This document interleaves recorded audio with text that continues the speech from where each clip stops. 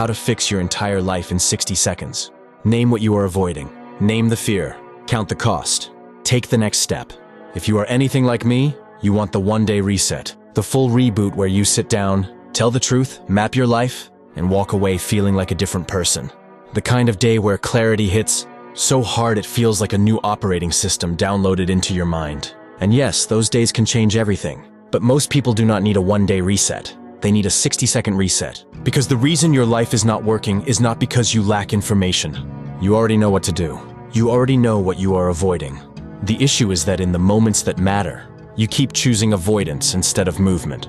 You can read every book, watch every video, build the perfect system, and still lose your life to one sentence you keep whispering to yourself. I will do it later. This is not a motivational letter. This is a protocol you run when your brain starts bargaining. Use it every time you feel stuck, because stuck is not a season. Stuck is a pattern you repeat until it becomes an identity. One, you are not stuck. You are avoiding. Procrastination is rarely a time problem. It is usually an emotion problem. You are not failing because you do not have enough hours. You are failing because you are trying to protect yourself from a feeling. The feeling could be anxiety, judgment, shame, pressure, the fear that you will try and it will not work, so your brain does what it is designed to do. It tries to reduce pain. And the easiest pain to reduce is the pain of starting. That is why avoidance feels smart. It feels like planning. It feels like being responsible. It feels like you are preparing.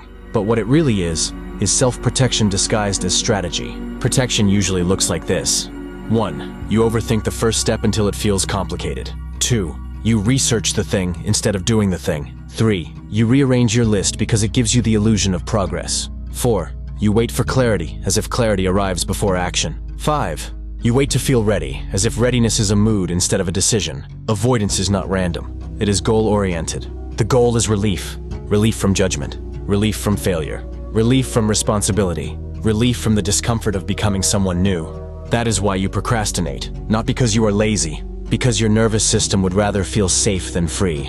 And the most dangerous part is that avoidance often sounds mature. I am just thinking it through.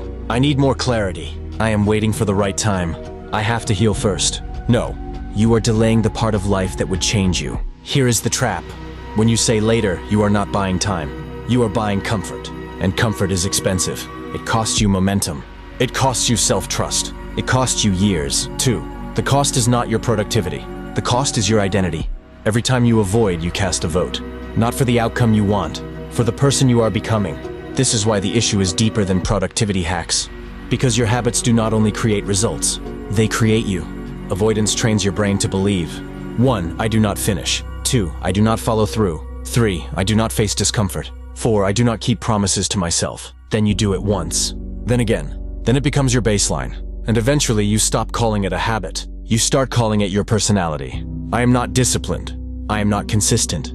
I always do this. But that is not identity. That is repetition. You are not describing yourself.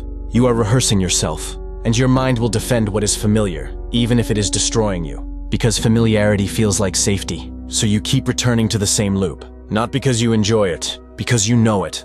This is why change feels threatening.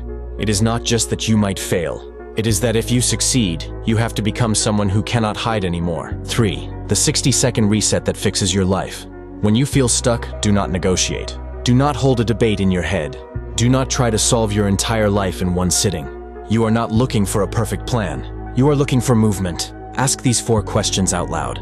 Fast. You are trying to interrupt the avoidance trance before it grows teeth. No overthinking. No journaling for 2 hours. No turning hesitation into a philosophy. Truth, then movement. 1. What exactly am I avoiding? Say it in one sentence. The call you keep putting off. The workout you keep delaying. The post you keep rewriting but never publishing. The edit you keep promising to start tomorrow. The apology you know you owe. The application you keep saving as a draft. The uncomfortable conversation that would fix the relationship. The first step that would make the fear real. If you cannot name it, you cannot beat it. Because unnamed problems feel like fog. Named problems feel like targets. 2. Why am I avoiding it? Name the fear. Fear of failing. Fear of looking stupid. Fear of rejection. Fear of success and responsibility. Fear of being seen.